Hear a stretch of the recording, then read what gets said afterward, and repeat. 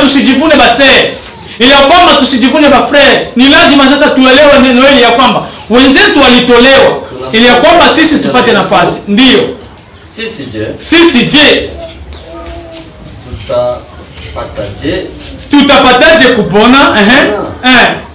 Usipo jali wokovu mkuu namna hii. Bwana atukuzwe sana.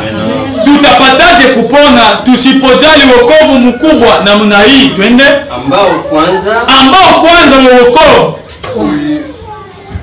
ulinenwa na Bwana. Wokovu ambao tunausemea basi na bafre, Bwana yeye pekee ndiye alinena. Kisha ukadhibitika kwetu na wale waliosikia. Jina la Bwana litukuzwe sana. Hiyo ndio imani tunapokea basi. Tutapataje kupona tusipojali wokovu? Yaani tujue kwamba